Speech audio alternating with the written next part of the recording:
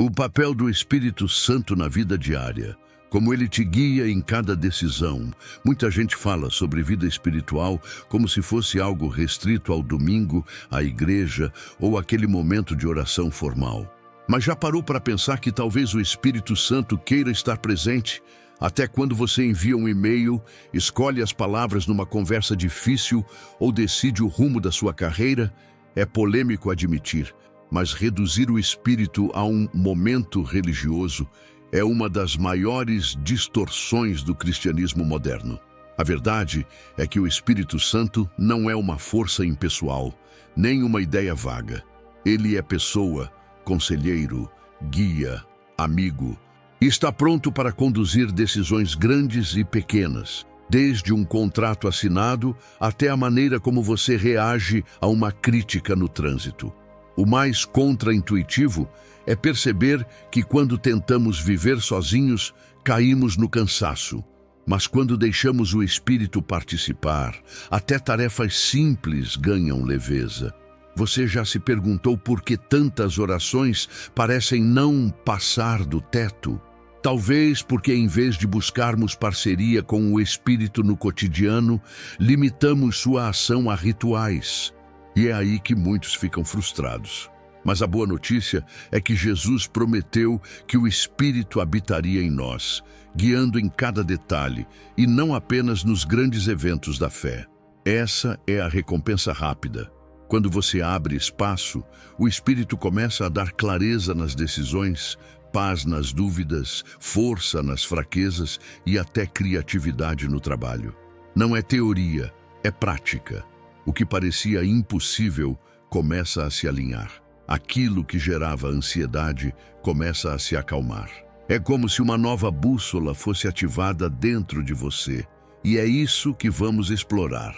Como o Espírito Santo age na vida diária, moldando escolhas, inspirando atitudes e fortalecendo relacionamentos. Não espere apenas explicações teológicas distantes. Aqui você vai encontrar direção prática, exemplos vivos e revelações que podem transformar sua forma de viver. A maioria acha que vida espiritual se resume a culto de domingo e oração antes de dormir. E pronto. Ele observa que muita gente separa sagrado e comum, como se Deus ficasse preso ao templo e ao horário do devocional. Só que o Evangelho empurra na direção oposta. Tudo o que fizerdes, fazei em nome do Senhor Jesus. 3:17. Isso inclui o e-mail que ele responde, a conversa no WhatsApp e a reunião tensa da tarde. Quando a fé fica restrita ao ritual, o coração seca no meio da semana. Ele aprende, então, a derrubar esse muro invisível e começa a perceber Deus no corredor do mercado tanto quanto no banco da igreja. Ele entende que comer, beber ou qualquer outra coisa pode ser para a glória de Deus. 10:31. Não é frase bonita, é mapa de vida. Preparar o almoço vira ato de serviço, estudar, um culto com caneta na mão, dirigir, uma liturgia de paciência. Ele testa isso na prática. Antes de abrir a caixa de entrada, faz uma oração de 15 segundos, pedindo sabedoria e mansidão. Ao entrar no Uber, decide abençoar o dia do motorista com uma palavra gentil. No fim do expediente, revê decisões perguntando: isso refletiu o caráter de Cristo? E nota que a paz deixa de ser visita para virar moradora. O erro comum nasce de uma crença sutil. Deus se interessa do pescoço para cima, do culto para dentro. Ele confronta essa ideia, lembrando que Jesus viveu 30 anos de rotina antes de 3 de ministério público. Se o Filho de Deus santificou a carpintaria, a nossa planilha também cabe no altar. Então ele pratica microconsagrações. Oferece a Deus o primeiro copo d'água do dia, o primeiro bom dia da casa e a primeira tarefa do trabalho. Parece simples, mas vai reeducando o coração. Em pouco tempo, a segunda-feira deixa de ser inimiga e a agenda passa a ser um campo de adoração parcelada. Ele percebe que a vida espiritual de ocasião costuma produzir culpa, ou se faz tudo perfeito, ou se desiste. Em vez disso, escolhe o caminho da constância humilde. Define 3 âncoras diárias: um versículo curto pela manhã, uma pausa de respiração e oração no meio do dia e uma ação de gratidão à noite. Se esquecer uma, não se tortura. Recomeça na próxima hora. Também coloca lembretes discretos no celular. Respira e pede direção. Esses pequenos trilhos mantêm o trem no curso. E sem perceber, ele troca esforço espasmódico por relacionamento contínuo. Na prática, ele aprende a convidar o espírito para as miudezas. Vai revisar um e-mail difícil? Lê em voz baixa, pede brandura, corta ironias. Vai ao mercado? Ora na fila por alguém que parece aflito. Vai corrigir o filho? Pede palavras firmes e ternas ao mesmo tempo. Ao fazer isso, ele vê como a presença de Deus não concorre com a rotina. Ela colore a rotina. E os testes do dia viram laboratórios de caráter. Onde antes havia pressa e irritação, agora aparece um compasso interno diferente. Não é magia, é parceria diária com o céu. Ele encara também a tentação de performar espiritualidade apenas quando há plateia. Em casa, onde ninguém aplaude, decide ser intencional. Elogia mais, interrompe menos, pede perdão mais rápido. No trabalho, escolhe integridade nos detalhes que não rendem story. Na internet, troca o impulso de responder por 1 minuto de silêncio. Gradualmente, o interior e o exterior deixam de brigar. E a fé, em vez de máscara de domingo, vira rosto de segunda a sábado. É assim que a devoção sai do discurso e entra no hábito. Ao reconhecer que tudo é espaço sagrado, ele muda a pergunta de "o que eu tenho que fazer por Deus?" para "onde Deus já está agindo aqui?" Essa virada reduz a ansiedade porque ele não precisa fabricar presença, só precisa percebê-la. E curioso, quanto mais ele nota Deus no cotidiano, mais cresce a curiosidade por quem é esse Deus que caminha tão perto. Se a vida espiritual não é só evento, mas companhia constante, então vale perguntar: quem é, afinal, essa presença que tem vontade, fala e sentimentos e que deseja guiar até a próxima decisão? Ele descobre que o Espírito Santo não é uma energia cósmica, nem uma força vaga que sopra do céu. É alguém real, uma pessoa divina com vontade, sentimentos e voz. Quando Jesus disse: "E eu rogarei ao Pai, e Ele vos dará outro Consolador", João 14,16, estava falando de um substituto presente, não de uma ideia abstrata. O Espírito é tão real que pode ser entristecido, F 4:30, pode falar, At 13:2, pode guiar. Não é menos Deus do que o Pai e o Filho, é a terceira pessoa da Trindade, ativa e próxima. Ao entender isso, a fé deixa de ser teoria e passa a ser relacionamento. Ele percebe que tratar o Espírito como força é confortável, porque uma força não exige intimidade. Mas quando entende que ele é pessoa, as coisas mudam. Uma força você usa, uma pessoa você ouve, uma energia você controla, um amigo você honra. Essa diferença altera a forma de viver. Agora, ele não apenas pede poder, mas aprende a conversar com o conselheiro. No silêncio de uma caminhada, ele arrisca perguntas simples. Espírito, o que eu faço com essa decisão? E se surpreende quando a paz começa a ser resposta. Há momentos em que ele se pega falando com o Espírito, como quem fala com um amigo de infância. Conta coisas banais, como o medo de uma reunião ou a insegurança de ligar para alguém que magoou. E de repente, percebe que não é loucura, é relacionamento. O Espírito responde de formas sutis, lembrando um versículo, trazendo uma lembrança, soprando uma ideia inesperada.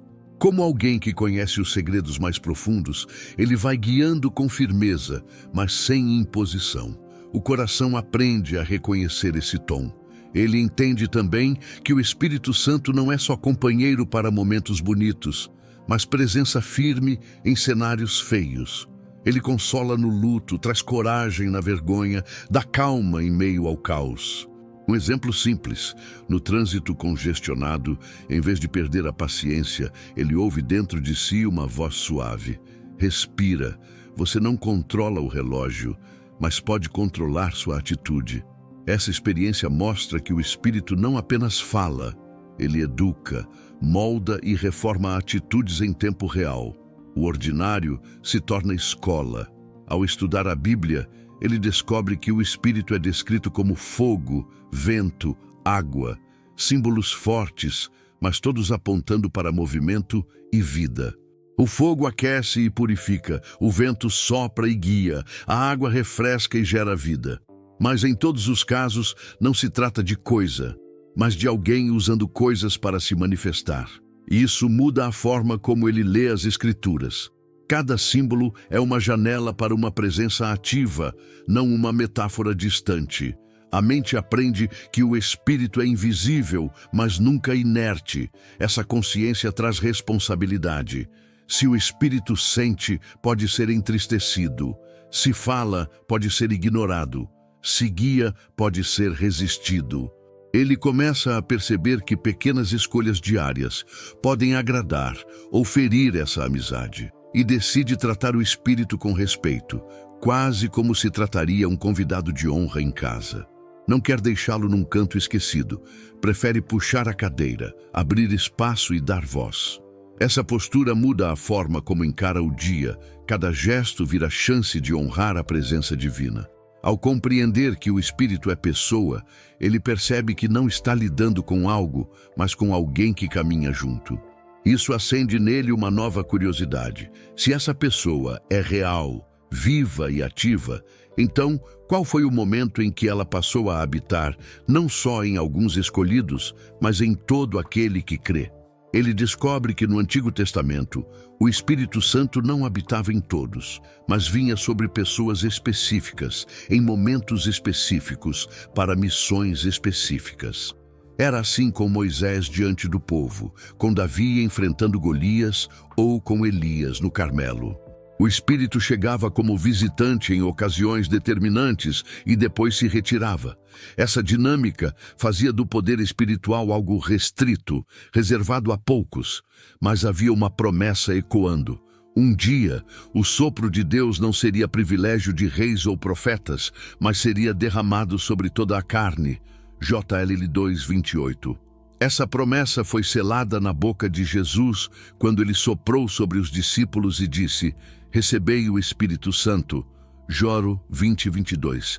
Era o prenúncio de algo maior. E o maior se cumpriu no dia de Pentecostes, quando homens e mulheres comuns, trancados por medo, foram visitados por línguas como de fogo e passaram a falar em outros idiomas. A 2:1-4. O extraordinário ali não era só o som, nem o vento, nem o fogo visível. O extraordinário era o Espírito que antes vinha de passagem, agora escolher habitar permanentemente. Não mais visita, mas morada. Ele entende que o Pentecostes não foi um evento isolado, mas o início de uma nova era espiritual. A promessa de Joel se tornou realidade palpável. Os apóstolos que antes fugiam, agora pregavam com coragem. Gente simples, sem título religioso, passou a carregar dentro de si o mesmo Espírito que inspirara os profetas. Isso significa que a presença de Deus não estava mais limitada a um templo de pedra, mas fluía em templos de carne e osso. Era uma revolução invisível, mas com efeitos concretos. Ao pensar nisso, ele percebe que essa virada não ficou presa na história bíblica. O Pentecostes continua se repetindo em cada coração que recebe Cristo. Quando alguém se entrega a Jesus, o mesmo Espírito que desceu naquele dia passa a habitar dentro dessa vida. É como se a chama daquele fogo se espalhasse geração após geração, acendendo corações em diferentes línguas, culturas e lugares. A promessa é viva, não uma lembrança distante. Ele observa que esse cumprimento tem implicações práticas. Se antes só alguns eram capacitados para grandes feitos, agora qualquer um pode ser usado por Deus. Não há cristão de segunda categoria. O Espírito distribui dons e capacita cada um para algo no reino. Isso quebra a lógica da comparação e traz senso de valor. Até quem se considera pequeno demais descobre que carrega dentro de si o mesmo poder que ressuscitou Jesus dentre os mortos. Essa realidade devolve dignidade ao dia comum. Um exemplo ajuda a fixar. Imagine alguém sem recursos, sem título e sem influência. À primeira vista, parece incapaz de impactar vidas, mas cheio do Espírito. Uma palavra simples pode acalmar corações. Uma oração pode mover montanhas. Um ato de compaixão pode transformar destinos. É isso que Atos mostra. Pescadores se tornaram pregadores. Perseguidos viraram testemunhas corajosas. O poder não vinha deles, mas do Espírito que agora habitava. Essa consciência provoca uma pergunta inevitável. Se a promessa já foi cumprida e o Espírito já habita em todo aquele que crê, então qual é o espaço que damos a ele? Afinal, se o Pentecostes nos tornou morada, não faz sentido continuar vivendo como se o templo ainda fosse apenas de pedras. E é aqui que surge uma nova revelação. O templo mudou de lugar. Ele percebe que uma das maiores mudanças após o Pentecostes foi o deslocamento do sagrado. Antes, a presença de Deus era associada ao tabernáculo no deserto e depois ao templo em Jerusalém. As pessoas viajavam quilômetros para oferecer sacrifícios, acreditando que ali estava a morada divina. Mas Paulo afirma algo revolucionário. Acaso não sabem que o corpo de vocês é santuário do Espírito Santo, que habita em vocês? 6:19. Não é metáfora poética, é realidade espiritual. O templo deixou de ser apenas de pedra para se tornar de carne. Essa verdade muda a forma como ele olha para si mesmo e para os outros. Se o corpo é templo, cada gesto carrega dignidade. O que se fala, o que se come, o que se vê, o que se faz com as mãos, tudo isso deixa de ser trivial e passa a ser ato de culto. Isso traz responsabilidade, mas também honra. Ele não precisa buscar Deus em peregrinações distantes. Ele já habita no íntimo. E quando essa consciência cresce, o respeito próprio aumenta. O corpo deixa de ser usado como instrumento de descuido para se tornar altar vivo. Ele entende também que esse selo é permanente. Efésios 1:13-14 declara que fomos selados com o Espírito Santo da promessa, como garantia da nossa herança. É como se Deus tivesse colocado sua assinatura dentro de cada crente, afirmando: você me pertence e minha presença não será retirada de você. Esse selo não é um carimbo externo, mas uma marca interior que acompanha todas as escolhas. Saber disso gera segurança. Não caminha sozinho, não luta desamparado, não enfrenta crises desprotegido. Na prática, essa revelação confronta hábitos. Se o corpo é templo, vale perguntar: como esse templo tem sido cuidado? Ele reflete sobre alimentação, descanso, pureza, escolhas de lazer. Não por moralismo, mas por consciência de altar. Assim como o povo de Israel zelava pelo templo de Jerusalém, ele aprende a zelar pelo próprio corpo e mente. Isso significa tanto cuidar da saúde, quanto proteger a mente de conteúdos que envenenam a alma. O zelo não é cobrança, é reconhecimento do valor. Esse entendimento também muda o modo como ele se relaciona com os outros. Se cada irmão e irmã é templo do Espírito, não faz sentido tratar ninguém com desdém. Desrespeitar alguém é desrespeitar a morada de Deus. Assim, ele passa a cultivar empatia e cuidado, mesmo com pessoas difíceis. E quando se lembra disso em casa, no trabalho ou nas redes sociais, evita respostas ríspidas e reações impensadas. Afinal, não está diante de qualquer um, mas de alguém que carrega a presença. Ele nota que essa visão do corpo como templo não é peso, mas privilégio. O Templo de Jerusalém era um lugar majestoso, coberto de ouro, protegido com véus. Agora, o mesmo Deus que habitava ali decidiu fazer morada em pessoas simples. Isso revela o quanto somos amados. O Criador do universo escolheu viver em vasos de barro para mostrar sua glória através da fragilidade. Essa revelação traz humildade, mas também confiança. E ao se dar conta de que Deus está presente nos detalhes do corpo e da rotina, ele começa a se perguntar: se o templo mudou de lugar e o Espírito já habita no íntimo, como essa presença pode transformar até as tarefas mais comuns do cotidiano? Ele começa a perceber que a fé verdadeira não se mede apenas nas grandes decisões, mas nas pequenas escolhas que se repetem todos os dias. O salmista já dizia: Tu me sondas e me conheces. Sabes quando me assento e quando me levanto. Segue 139, 1, 3. Deus não ignora os detalhes. Ele se interessa pelo momento em que alguém prepara o café, organiza uma planilha ou enfrenta o trânsito caótico. Reconhecer isso é abrir espaço para o Espírito agir até nas áreas mais comuns da rotina.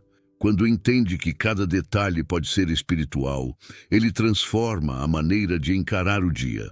Antes de olhar o celular ao acordar, respira fundo e sussurra: Espírito Santo, guia o meu dia. Essa prática simples muda o tom das horas seguintes. No trabalho, em vez de fazer tudo no automático, ele pede sabedoria para resolver problemas com calma. Ao cozinhar para a família, lembra que alimentar também é um ato de amor divino. Pequenos gestos se tornam sementes de espiritualidade cotidiana.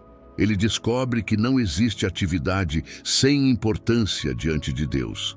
Lavar louça, varrer a casa, escrever relatórios ou dar carona para um amigo, tudo pode se tornar altar quando feito com consciência.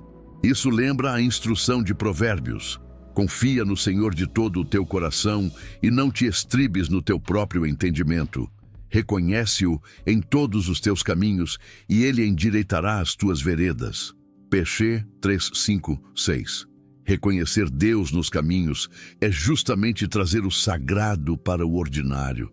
Um exercício prático ajuda a fixar essa percepção. Escolher um momento do dia para pausar e perguntar: Espírito, o que estamos fazendo juntos agora? Essa pergunta transforma o comum em oportunidade de comunhão. Durante uma reunião difícil, pode gerar serenidade para ouvir em vez de reagir. Na fila do supermercado, pode inspirar uma palavra de gentileza para alguém desanimado. A espiritualidade passa a ser percebida não só em altares, mas em corredores, escritórios e cozinhas.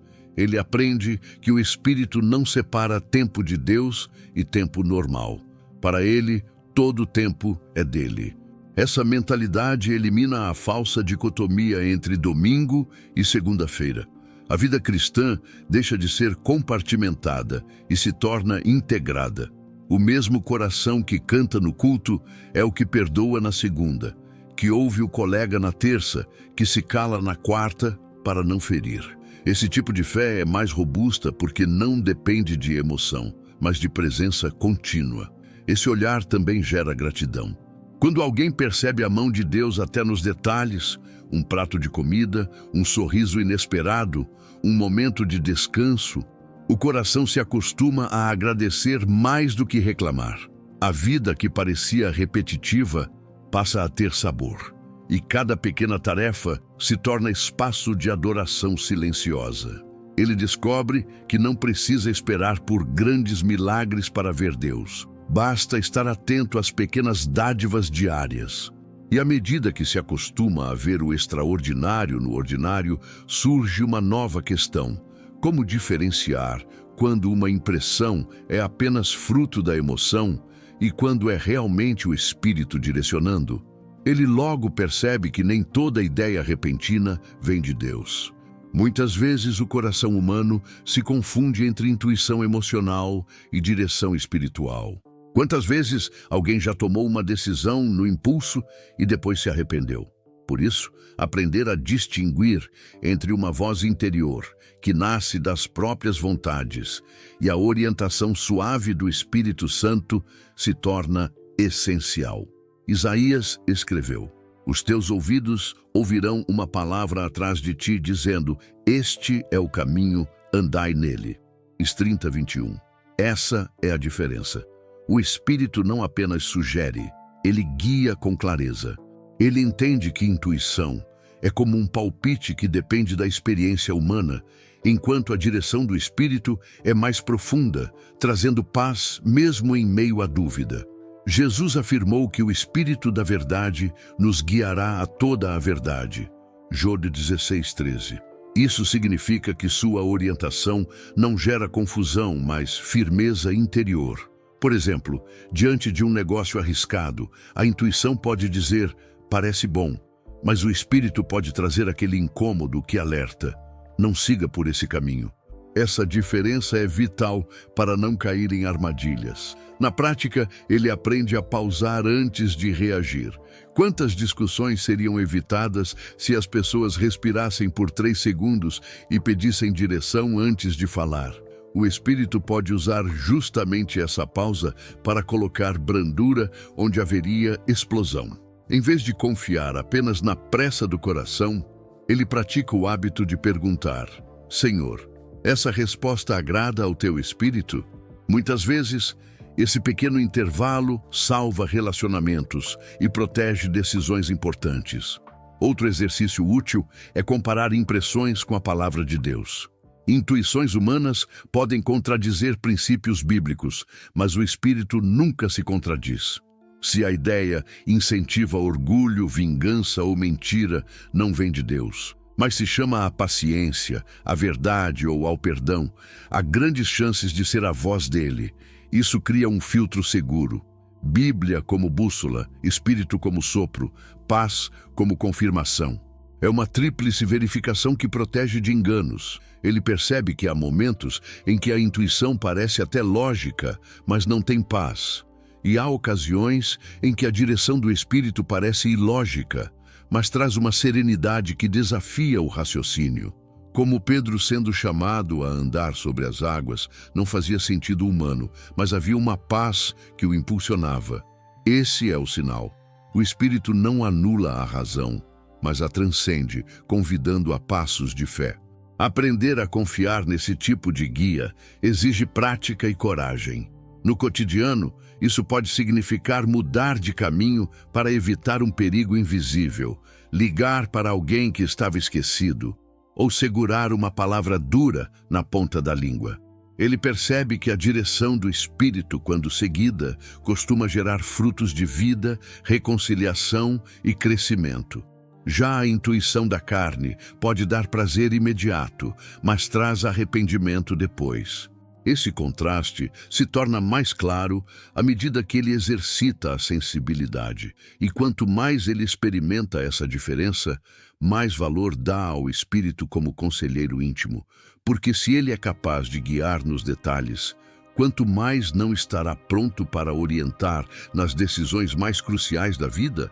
Ele começa a enxergar o Espírito Santo como o conselheiro mais íntimo que alguém poderia ter. Não se trata de uma opinião a mais entre tantas, mas da voz que conhece os recantos da alma e o futuro invisível. Tiago escreveu: se algum de vós tem falta de sabedoria, peça-a a Deus, que a todos dá liberalmente. 1:5. O Espírito é justamente o canal dessa sabedoria derramada, pronto para responder a quem pede de coração sincero. Quando tudo parece nebuloso, ele se torna aquela voz serena que traz clareza no meio do barulho. Ele entende que nenhum conselheiro humano, por melhor que seja, pode sondar pensamentos e intenções. O Espírito, porém, conhece dores não ditas, medos escondidos, sonhos nunca confessados.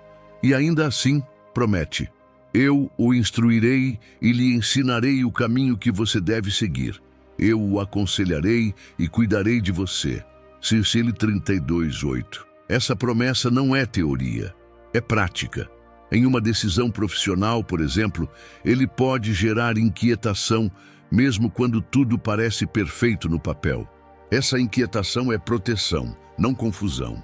Na vida real, já aconteceu com ele de estar diante de uma oportunidade tentadora, salário melhor, status maior, mas uma perda clara de tempo com a família. A lógica dizia, aceite sem pensar, mas o Espírito acendeu dentro dele uma dúvida que não se calava. Depois de oração e espera, percebeu que o não divino era livramento, não perda. O conselheiro pessoal não busca conveniência, mas propósito. Ele mostra que um não de Deus vale mais do que 1000 sims apressados dos homens. Ele percebe que o Espírito não atua apenas pela voz interna, mas também pela palavra escrita. Quantas vezes, em devocionais comuns, um versículo parece saltar da página como resposta sob medida. Outras vezes, a orientação vem em forma de paz persistente ou de lembrança repentina. O Espírito se comunica de muitas formas, mas sempre de modo que a alma reconhece. O segredo está em estar atento, cultivando tempo e espaço para ouvi-lo. Também aprende que o bom conselheiro não fala apenas o que se quer ouvir, mas o que se precisa ouvir. E o Espírito é mestre nisso. Ele confronta, alerta e corrige rotas. Quando um pensamento destrutivo aparece, o Espírito interrompe com uma lembrança. Isso não vem de Deus. Quando a raiva quase explode, ele sussurra, respira, silencia. Esse tipo de direção nem sempre agrada no momento, mas sempre produz fruto depois. No dia a dia, confiar no Espírito como conselheiro pessoal muda decisões simples e grandes. Desde escolher palavras em uma conversa delicada, até avaliar mudanças radicais como casamento, mudança de cidade ou novos projetos. Ele aprende que consultar o Espírito não é apenas dizer me guia, mas estar disposto a obedecer quando a resposta chega, mesmo que contrarie desejos pessoais. Essa obediência gera maturidade espiritual e estabilidade emocional. E quanto mais ele reconhece o Espírito como conselheiro, mais percebe que é preciso aprender a escutar a voz suave em meio a tantas outras vozes que competem. Afinal, direção só é útil se houver sensibilidade para ouvir. Ele entende que ouvir a voz do Espírito Santo não é questão de capacidade intelectual, mas de sensibilidade espiritual. Jesus declarou, as minhas ovelhas ouvem a minha voz, eu as conheço e elas me seguem. João 10, 27. Isso significa que ouvir não é privilégio de poucos, mas direito de todo filho de Deus. Só que em um mundo cheio de barulhos, notificações, opiniões, pressões, é preciso aprender a silenciar por dentro para sintonizar a frequência do céu. Ele descobre que a sensibilidade é cultivada em pequenos hábitos. Escolhe separar momentos de solitude, não como solidão pesada, mas como espaço de intimidade. 5 minutos de silêncio antes de dormir, um intervalo no almoço para respirar fundo ou até uma caminhada sem fones de ouvido já se tornam altares de escuta. Nessas pausas ele pergunta, Espírito, o que o Senhor quer me mostrar hoje? E pouco a pouco aprende a perceber respostas em forma de paz, lembrança de um texto bíblico ou até uma leve inquietação que aponta a direção. Abacuque escreveu, o Senhor, porém, está no seu santo templo, cale-se diante dele toda a terra. KC 2:20. Esse silêncio não é vazio, mas cheio da presença divina. Ao praticá-lo, ele nota que a mente começa a filtrar melhor o que é humano e o que é divino. Uma palavra dura perde força quando confrontada com a paz de Cristo. Uma decisão precipitada é freada por aquele incômodo que não o deixa seguir. Ele aprende que a paz é árbitro, como Paulo disse em Colossenses 3:15, que a paz de Cristo seja o árbitro em vosso coração. Na prática, ele cria exercícios simples para treinar sensibilidade. Ao invés de começar o dia mergulhando nas redes sociais, abre um salmo curto e medita nele. No ônibus ou no metrô, transforma o tempo em oração silenciosa. No meio de uma conversa difícil, respira antes de responder e pergunta internamente: isso edifica? Essas práticas moldam o ouvido espiritual para reconhecer a voz suave no meio da pressa. Ele percebe também que a voz do Espírito nunca contradiz o caráter de Deus. Se a voz gera medo paralisante, condenação sem esperança ou orgulho desmedido, não é de Deus. Mas se confronta com amor, gera arrependimento com paz ou traz coragem em meio ao caos, então é sinal do Espírito. Esse discernimento só vem com prática diária, como quem aprende a reconhecer o timbre de um amigo de longa data. Outro ponto que ele aprende é que sensibilidade não é só escutar, mas também obedecer. Quanto mais rápido obedece às pequenas impressões, pedir perdão, mandar uma mensagem, calar-se no momento certo, mais clara a voz se torna. A obediência alimenta a sensibilidade e a sensibilidade fortalece a obediência. É um ciclo de crescimento que se expande com o tempo, e à medida que ele aprende a escutar com mais nitidez, descobre algo precioso. A voz do Espírito não apenas fala, mas também traz paz em cenários de guerra. Se a sensibilidade abre o ouvido, é essa paz que sustenta o coração nos dias mais turbulentos. Ele descobre que a paz verdadeira não é ausência de problemas, mas presença de Deus no meio deles. Paulo escreveu: "E a paz de Deus, que excede todo o entendimento, guardará os vossos corações e as vossas mentes em Cristo Jesus." FP 4:7. Essa paz não depende de circunstâncias favoráveis. Ela floresce até em meio ao caos. Ele percebe isso quando, mesmo diante de más notícias, encontra serenidade inexplicável. Não é negação da realidade, é segurança interior. O Espírito Santo gera esse fruto no coração. João 5:22. E o mundo não consegue copiar. Ele entende que essa paz não é conquistada por esforço, mas recebida pela confiança. Quando entrega preocupações a Deus em oração, a ansiedade perde força. Por exemplo, ao enfrentar uma dívida inesperada, em vez de perder o sono, ele decide apresentar o problema ao Espírito e pedir direção prática.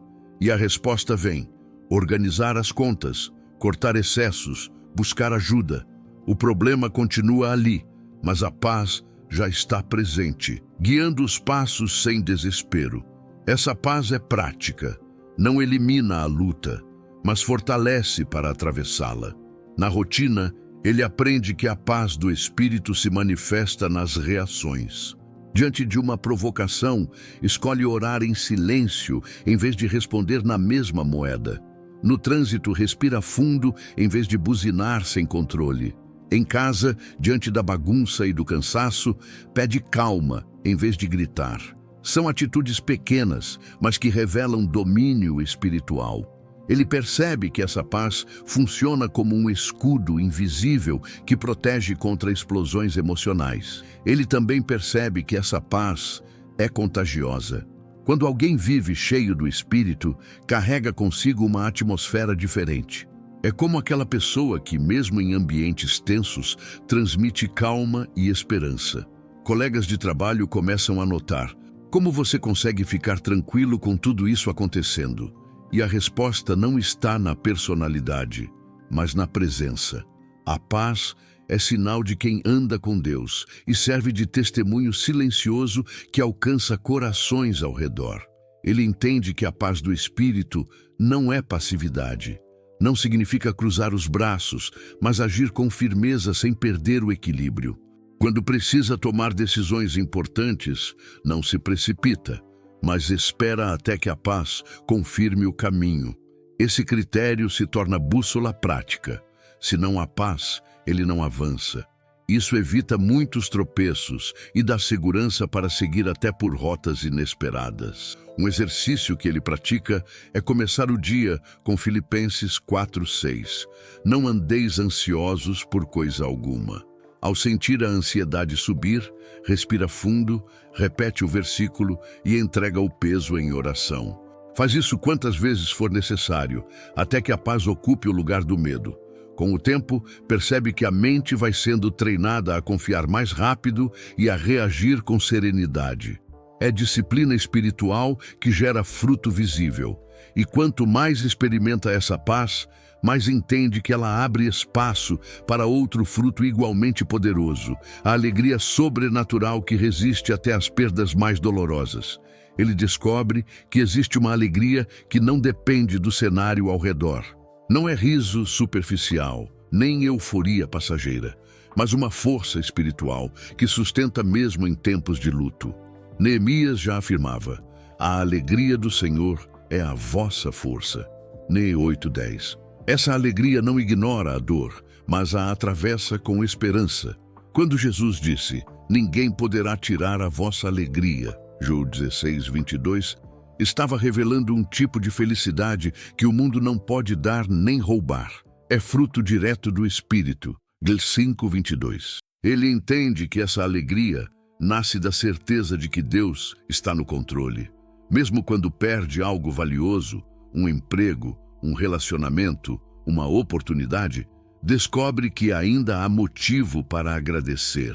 A lógica humana diz que a perda só gera tristeza, mas o Espírito planta dentro dele uma alegria que desafia a lógica. Essa alegria não é rir da dor, mas acreditar que até no caos há propósito. A fé, então, se torna a raiz de um sorriso que sobrevive às tempestades. Na prática, ele aprende a cultivar gratidão deliberada. Em vez de se fixar apenas no que falta, escolhe agradecer pelo que ainda permanece. A vida, a saúde, a família, a chance de recomeçar. Esse exercício simples realinha o coração. Ele percebe que a alegria não cresce em solo de reclamação, mas floresce em terreno de gratidão. Até nos vales encontra algo para louvar, e o louvor se torna chave para destravar forças novas. Ele descobre também que essa alegria não depende de circunstâncias externas, mas de convicções internas. Pode estar em um ambiente pesado, cheio de pessimismo, mas dentro dele há uma fonte que continua jorrando. É como uma luz acesa em quarto escuro. O ambiente não determina o brilho. O Espírito é quem mantém a chama. Essa consciência o protege da instabilidade emocional e o ajuda a não ser dominado pelo que acontece fora. Essa alegria sobrenatural tem efeito prático nos relacionamentos. Em casa, contagia a família com esperança em vez de peso. No trabalho, inspira colegas a enxergar soluções em vez de problemas. Entre amigos, mostra que é possível atravessar dificuldades sem perder a leveza. Muitas vezes, a maior pregação não está em palavras, mas em um semblante sereno quando tudo ao redor sugere desespero. É um testemunho silencioso e poderoso. Ele percebe que alegria não é apenas sentimento, mas também escolha. Há dias em que a alma não quer se levantar, mas ele decide colocar louvor nos lábios. Canta baixinho um hino ou repete um salmo em voz alta. E de repente, o coração pesado começa a clarear. Essa decisão consciente de alegrar-se no Senhor ativa a presença do Espírito e renova as forças. É um antídoto contra a apatia e contra a desesperança. E à medida que aprende a viver essa alegria resistente, entende que o Espírito não trabalha só no interior, mas também na forma como ele se relaciona com os outros. Afinal, se há alegria e paz dentro, como isso se expressa nas dinâmicas da casa, do trabalho e até da internet? Ele descobre que a presença do Espírito não se limita ao íntimo da alma, mas transborda para a forma como trata as pessoas. Paulo escreveu: nós, que somos fortes, devemos suportar as fraquezas dos fracos e não agradar a nós mesmos. Êxodo 15:1. Essa instrução se aplica no casamento, na família, no trabalho e até nas redes sociais. O Espírito Santo ensina mansidão quando a carne quer gritar, paciência quando tudo pede pressa e bondade quando o orgulho sugere vingança. Nos relacionamentos, o fruto do Espírito se torna visível, ou a fé se torna apenas discurso. Ele entende que o lar é o primeiro campo onde o Espírito se manifesta.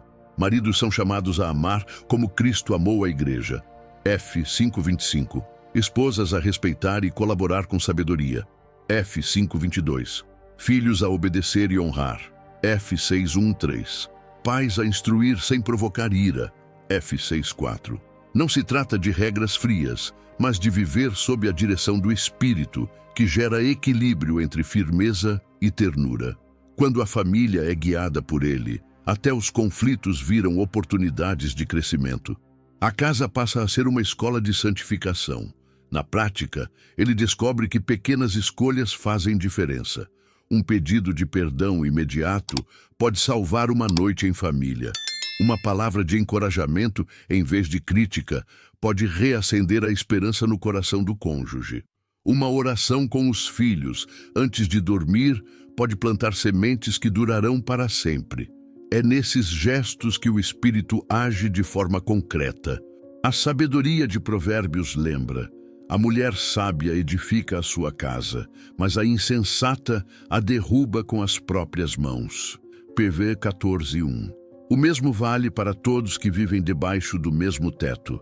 Ele percebe também que no ambiente de trabalho, onde pressões e disputas são constantes, o Espírito oferece equilíbrio.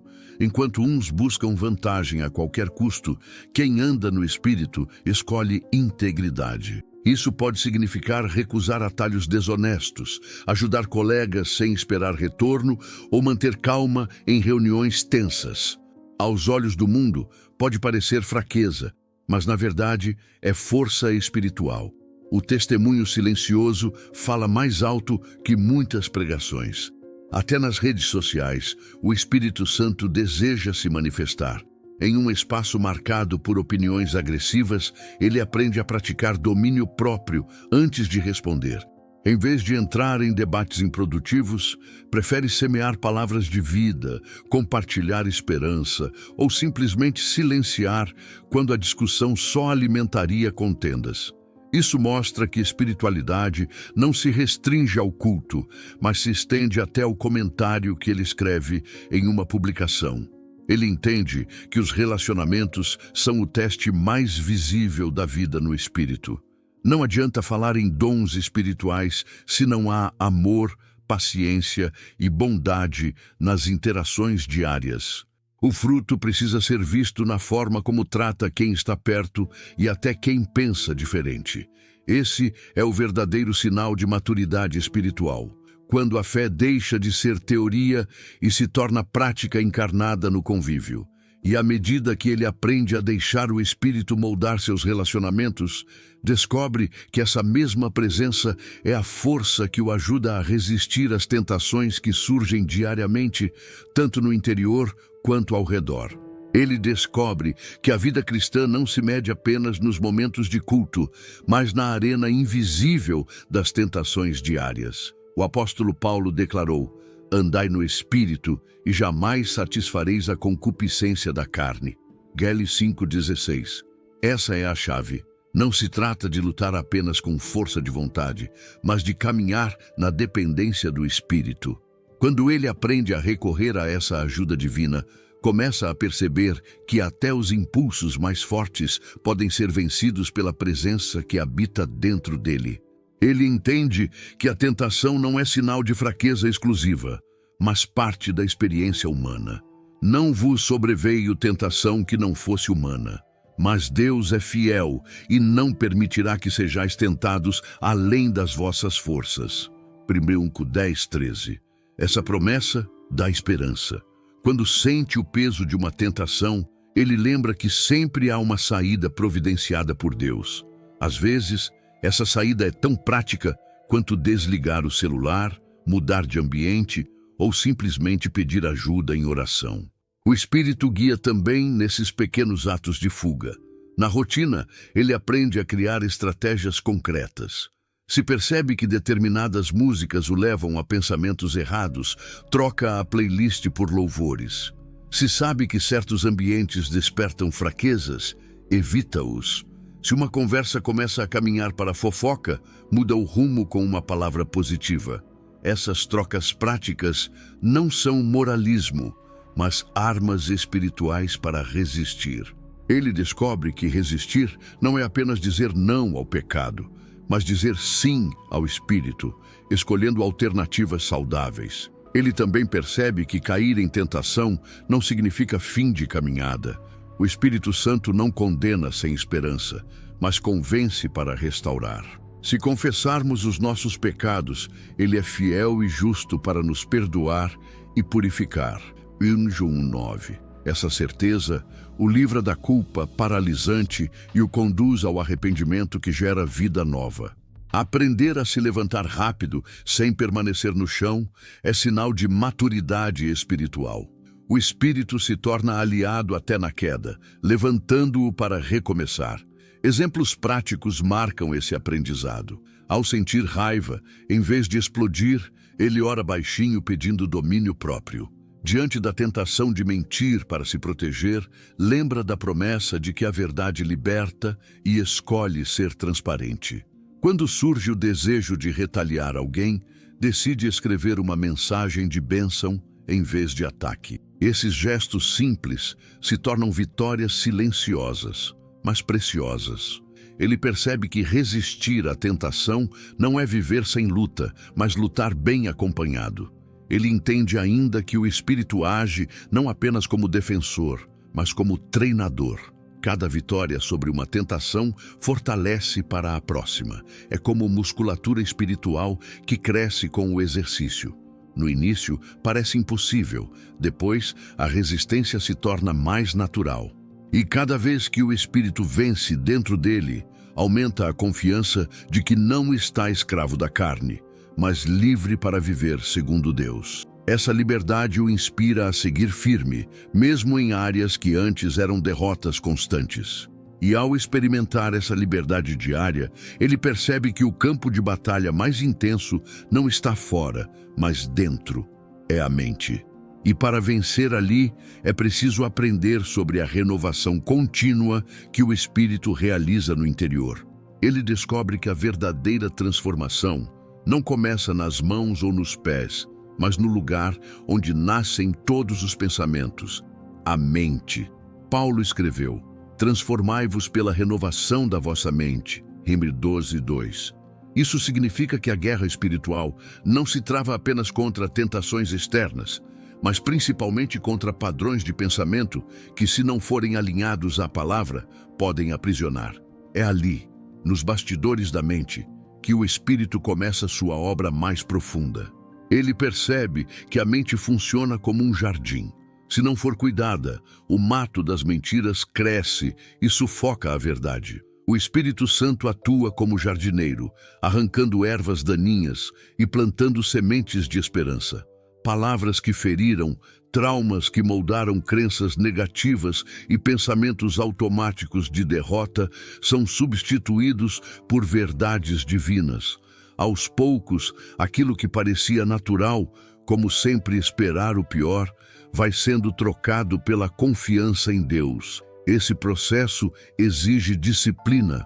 O Espírito Santo ilumina, mas cabe a cada pessoa escolher o que colocar para dentro. Músicas, conversas, filmes e até redes sociais moldam pensamentos. Se alguém se alimenta apenas de conteúdos tóxicos, a mente se enche de ansiedade e medo. Mas se busca leituras edificantes, momentos de oração e meditação em passagens como Filipenses 4:8, que diz para pensar no que é verdadeiro, justo e puro, então a mente começa a refletir o céu em vez do caos. Um exemplo real pode ser visto na vida de alguém que sempre ouviu que não tinha valor. Por anos, esse pensamento a paralisou. Mas ao meditar na promessa de Filipenses 4:13, posso todas as coisas naquele que me fortalece, o espírito começou a reconstruir sua identidade. Esse processo não acontece de um dia para o outro, mas passo a passo, até que a mente acostumada ao medo começa a responder com fé. O jardim vai florescendo de dentro para fora. Ele também aprende que o Espírito Santo dá discernimento para identificar quando um pensamento perigoso está surgindo. Às vezes, uma ideia negativa começa pequena, quase imperceptível, mas o Espírito acende um alerta, como uma luz vermelha no painel, mostrando que aquele caminho mental leva ao abismo. A pessoa que aprende a obedecer a esses toques consegue cortar o mal pela raiz antes que cresça e se torne ação. Essa vigilância mental é fruto direto da presença de Deus. Com o tempo, a renovação da mente muda até as reações mais comuns. A crítica que antes tirava o sono passa a ser vista com maturidade. A comparação que gerava inveja já não tem mais o mesmo peso. A ansiedade que paralisava é substituída por confiança. Ele percebe que quanto mais permite que o Espírito atue, mais livre se torna por dentro. Não é um processo mágico, mas contínuo, que exige rendição diária e atenção ao que se deixa entrar na mente. E é justamente nesse ponto que ele entende. Quando a mente é renovada, até a forma de orar se transforma. Já não são palavras repetidas sem vida, mas conversas guiadas pelo Espírito, que sabe o que dizer até quando falta voz. Ele aprende que a oração não é apenas um ritual repetitivo, mas um encontro vivo com Deus. Muitas vezes, diante das lutas, as palavras parecem travar. Há dores tão profundas que não cabem em frases e confusões tão grandes que a mente não sabe nem por onde começar. É nesse ponto que a promessa de Romanos 8:26 se torna real. O Espírito nos ajuda em nossa fraqueza, pois não sabemos como orar, mas o próprio Espírito intercede por nós com gemidos inexprimíveis. Essa verdade o consola e o fortalece. Ele descobre que orar no Espírito não é sobre eloquência, mas sobre entrega. Algumas vezes a oração será feita em silêncio, com lágrimas que escorrem sem explicação. E mesmo assim, o céu inteiro se move. Em outras, uma simples frase como "Senhor, ajuda-me", se torna suficiente porque é acompanhada pelo poder do Espírito. O coração começa a entender que não é a quantidade de palavras que toca o coração de Deus, mas a sinceridade que nasce da comunhão. Na prática, ele pode cultivar esse tipo de oração criando espaços de intimidade. Jesus ensinou: entra no teu quarto, fecha a porta e ora a teu pai que está em secreto. Mateus 6:6. Esse quarto não é apenas um espaço físico, mas também uma postura interior de recolhimento. Ele descobre que pode transformar um trajeto de ônibus em lugar secreto, ou um momento de pausa no trabalho em altar de oração. O Espírito está sempre disponível e a oração pode acontecer em qualquer lugar. Ele percebe também que orar no Espírito transforma as prioridades. Ao começar, talvez traga uma lista enorme de pedidos, mas logo se vê guiado a interceder por alguém que não estava nos planos, ou a agradecer por algo que havia esquecido. O Espírito realinha os desejos, mostrando que oração não é só pedir coisas, mas alinhar a própria vontade com a de Deus. É como se o coração fosse afinado por mãos divinas até tocar a melodia certa. Esse tipo de oração produz frutos práticos. Às vezes, após um tempo de oração silenciosa, surge a clareza para tomar uma decisão difícil. Em outras, vem a convicção de perdoar alguém, ou até a coragem de enfrentar uma situação que parecia impossível. Orar no Espírito não é apenas falar com Deus, mas permitir que Ele fale, corrija, fortaleça e direcione. É uma conversa que não termina ao dizer amém, mas que continua ecoando no dia. Ele também descobre que interceder com o Espírito amplia a visão. De repente, começa a orar por pessoas que nunca viu, por famílias em crise ou por igrejas perseguidas em países distantes. Isso não vem de si mesmo, mas de um espírito que conecta sua vida a uma missão maior. Ele entende que orar no Espírito é ser ponte entre o céu e a terra, participando ativamente da obra de Deus sem sequer sair do lugar. E quanto mais experimenta essa dinâmica de oração viva e transformadora, mais entende que o Espírito não age apenas no diálogo com Deus, mas também na forma como o ajuda a enxergar o mundo ao redor. Ele começa a perceber que orar é o primeiro passo para desenvolver um discernimento espiritual que vai além das aparências. Ele compreende que viver no Espírito não é apenas sentir emoções fortes em cultos, mas enxergar a vida com novos olhos. Paulo disse que o homem natural Não aceita as coisas do Espírito de Deus, pois lhes são loucura, e não pode entendê-las, porque se discernem espiritualmente. 1 2,14. Isso significa que há situações que parecem normais à vista humana, mas escondem perigos, intenções ou oportunidades que só podem ser reveladas por quem anda em sintonia com o Espírito. Ele aprende que discernir não é o mesmo que julgar. Julgar é condenar sem entender, mas discernir é perceber o que está por trás, sem se deixar enganar pelas aparências. Às vezes, alguém recebe um elogio bonito, mas sente uma inquietação estranha.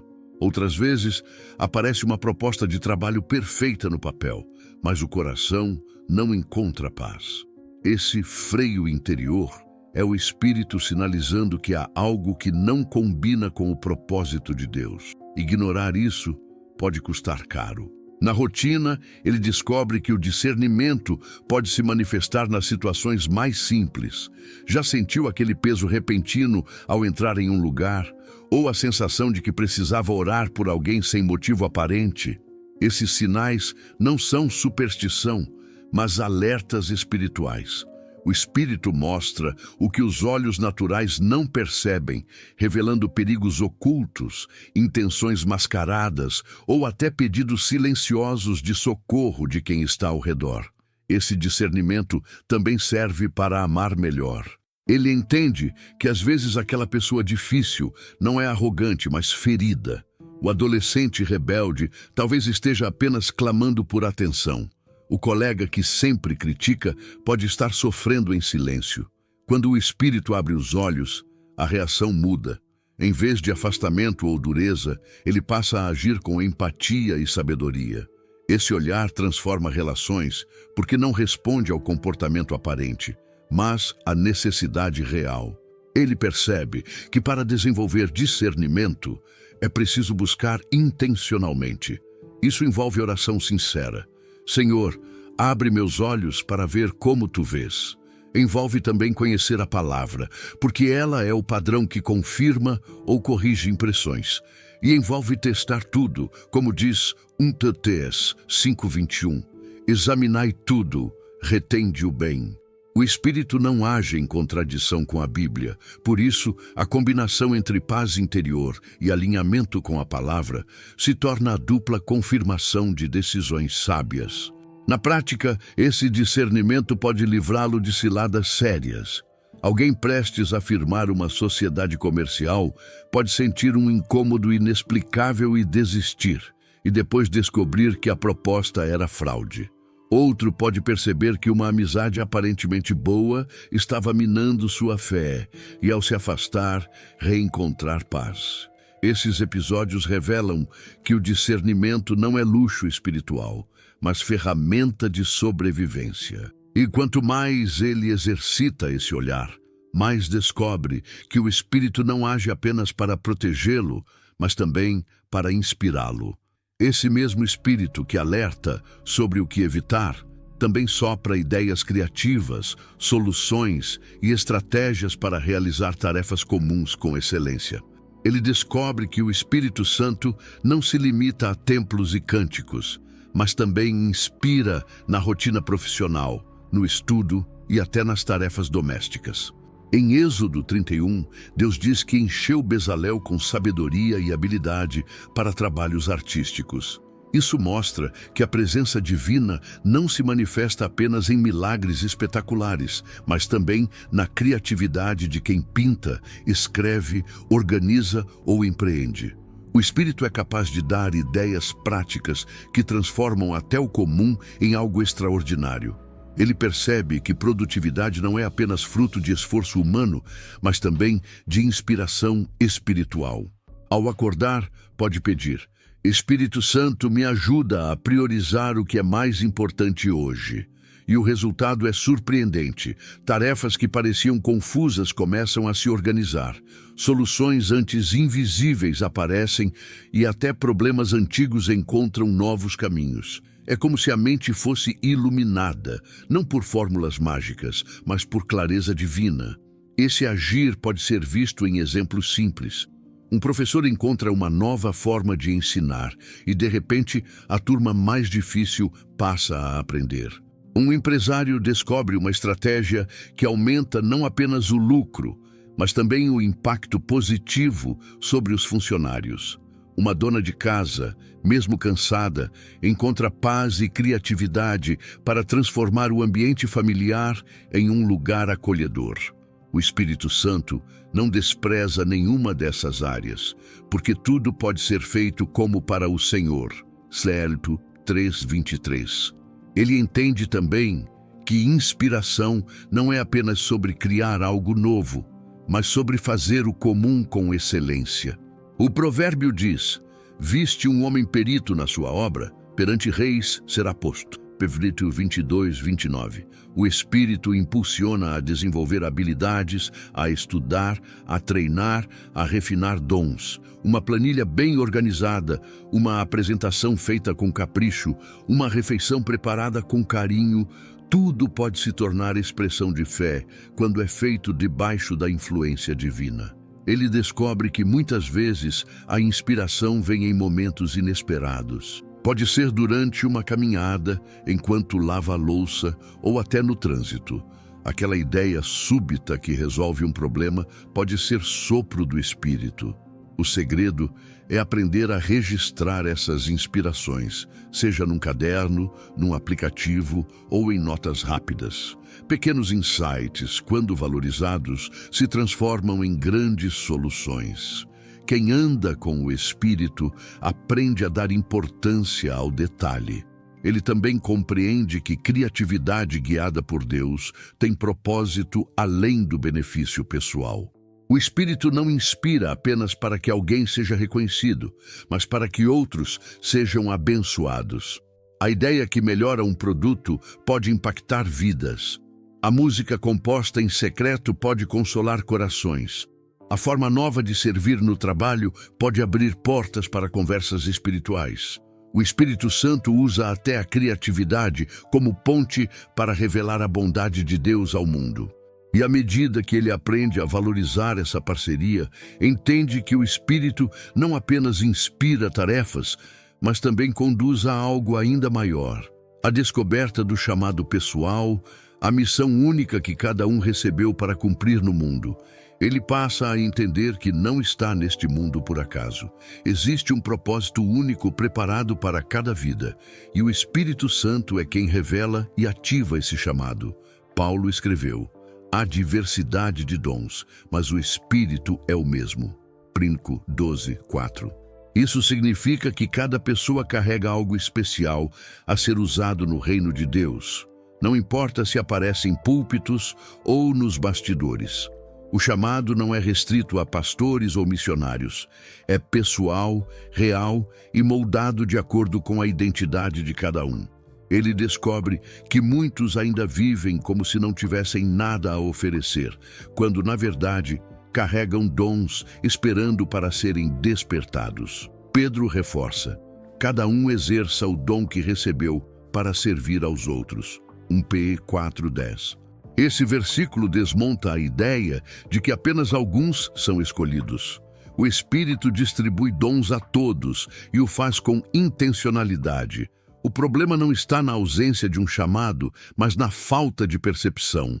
Muitas vezes, a resposta já está escondida nas paixões persistentes, nas experiências de vida ou até nas dores superadas. Na prática, ele percebe que o chamado se revela no caminho, não apenas em revelações sobrenaturais. Um jovem que ama tecnologia pode ser usado para evangelizar online. Uma mulher que passou por abandono pode ser canal de consolo para outras em dor. Um homem com habilidade em negócios pode usar sua influência para gerar empregos e oportunidades dignas. O Espírito pega a bagagem natural e a transforma em ferramenta espiritual. Não há acaso, tudo pode ser usado. Ele entende que o chamado nem sempre chega com uma placa dizendo "é isso". Muitas vezes se revela aos poucos. Um convite inesperado para ajudar em algo, uma responsabilidade que se repete, uma causa que queima no coração sem cessar. Esses sinais são costurados pelo Espírito, que organiza peças aparentemente soltas até formar o quadro do propósito. É preciso sensibilidade para não desprezar esses começos pequenos, pois é assim que grandes missões nascem. Ele aprende também que obedecer ao chamado não significa esperar reconhecimento, mas servir com fidelidade.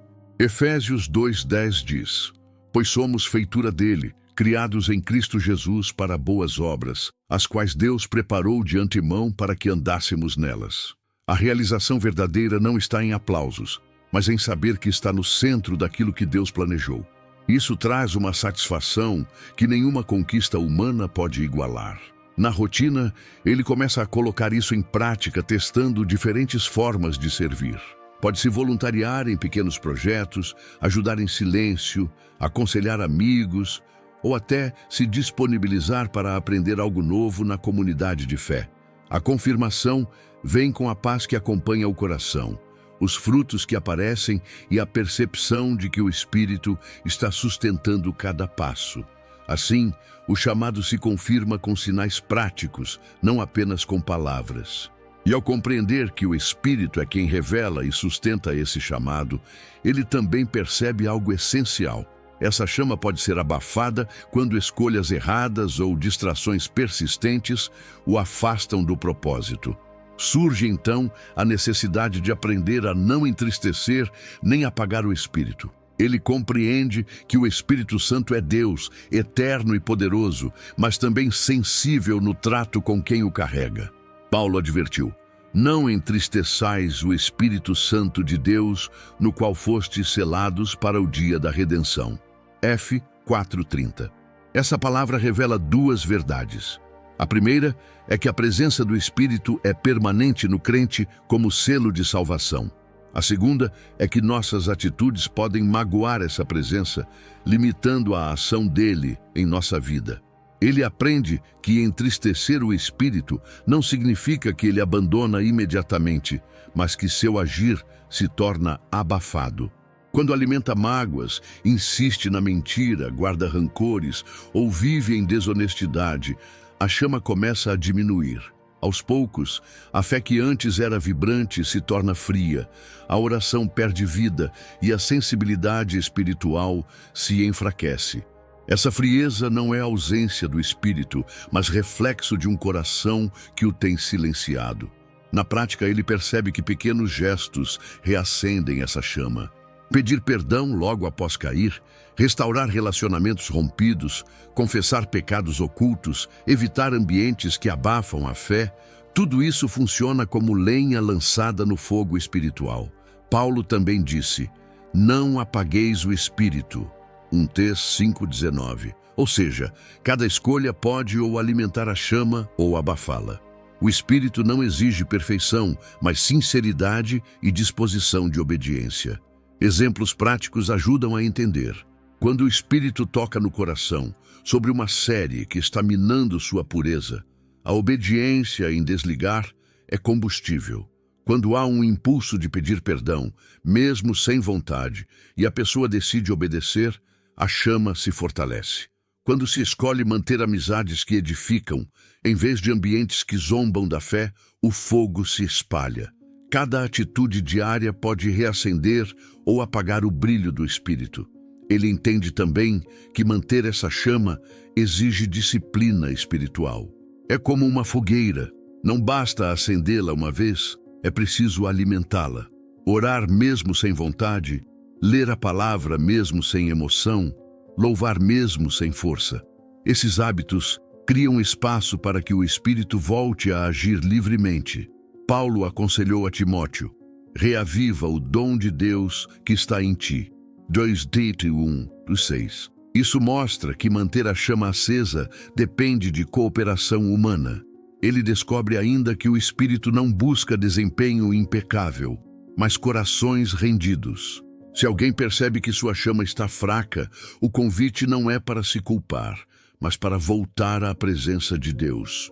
O fogo pode reacender. Não importa o quanto tenha se apagado, basta clamar, confessar e se expor novamente à luz. o espírito está sempre pronto para restaurar.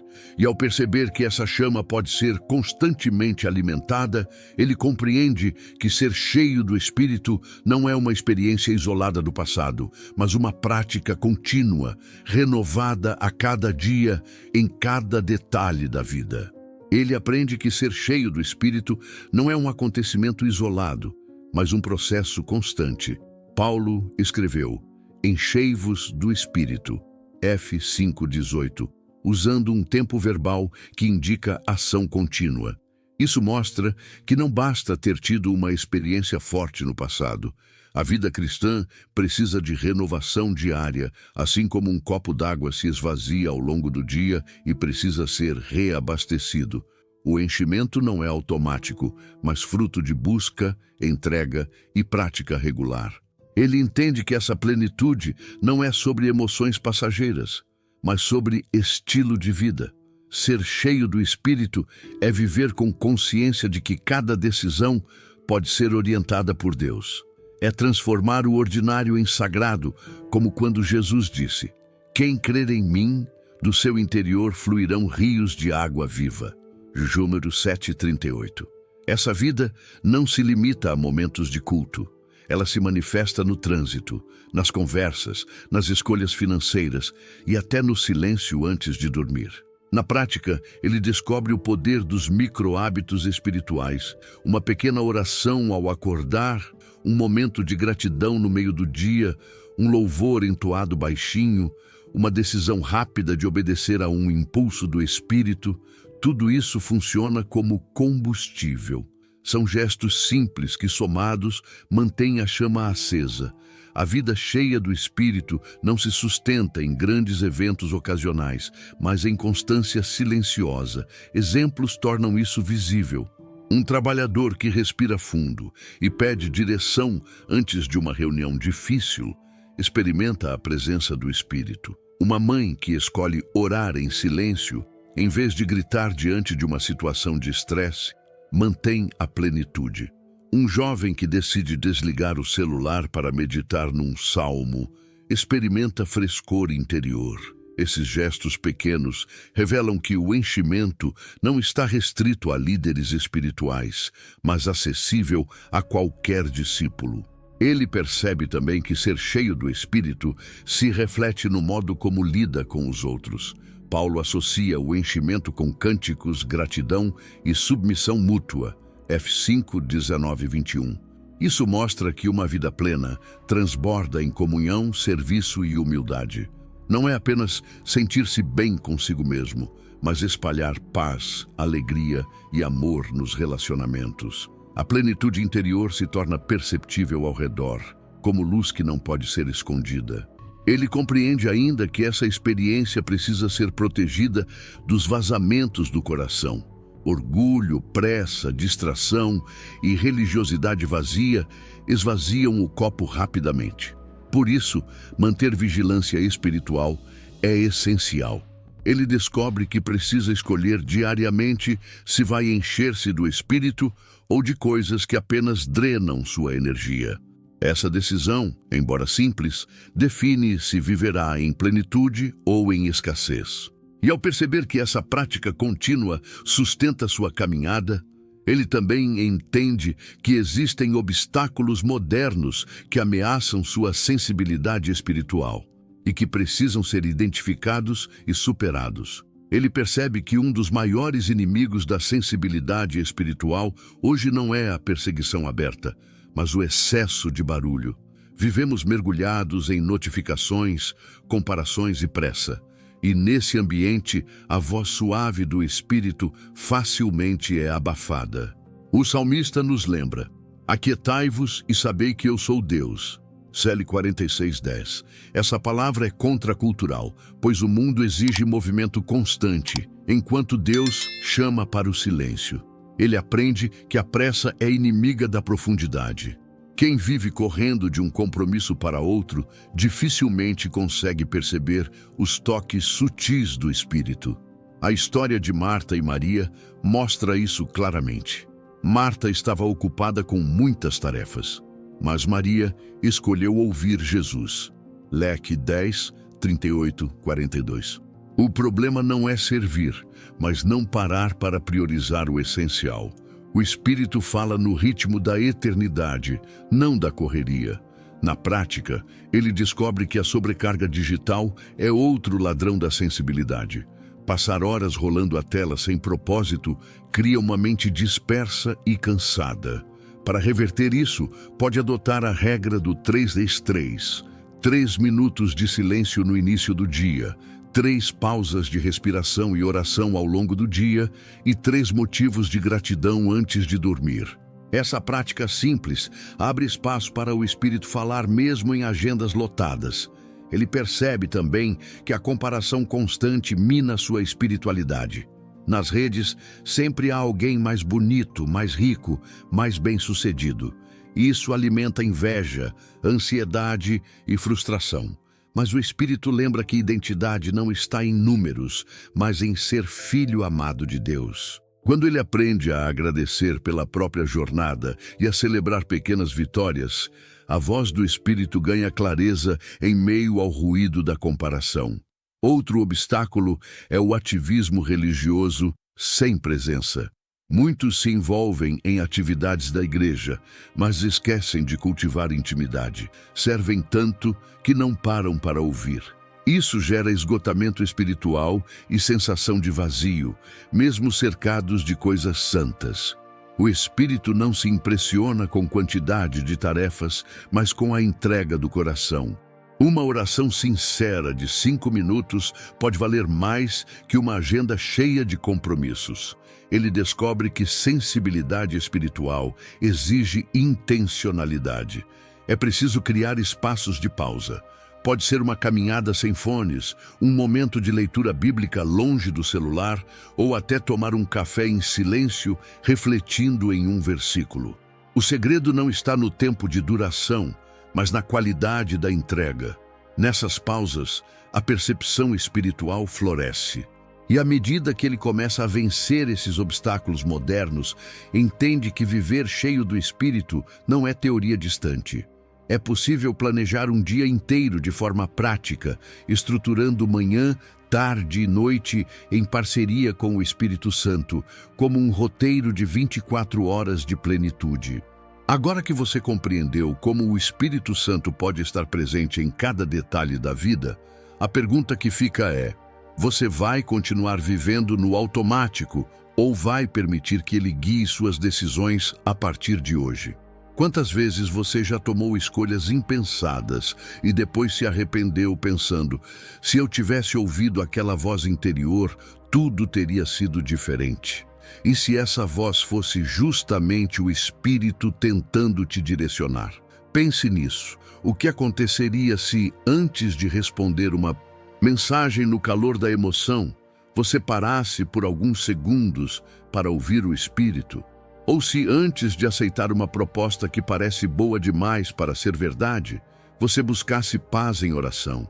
Essas pequenas mudanças podem evitar grandes dores e abrir portas que você nem imaginava. Esse é o momento de decisão. O Espírito não força, mas convida. Ele sussurra, dá sinais, provoca inquietações e oferece paz quando o caminho é certo. A escolha de ouvir é sua. Você vai deixar essa mensagem ser só mais um conteúdo que passou ou vai transformá-la em prática que renova sua rotina? E eu te provoco. Qual decisão importante você precisa tomar hoje? Já buscou a direção do Espírito para ela? O que te impede de se render agora e pedir: Espírito Santo, guia-me? Essa simples oração pode mudar o rumo da sua vida se feita com sinceridade. Se esse vídeo falou ao seu coração, inscreva-se no canal e ative as notificações para continuar recebendo conteúdos que vão fortalecer sua fé e abrir seus olhos para a ação de Deus na sua vida. Compartilhe também nos comentários em que área você mais precisa da ajuda do Espírito Santo. Assim criamos um espaço de troca e edificação mútua.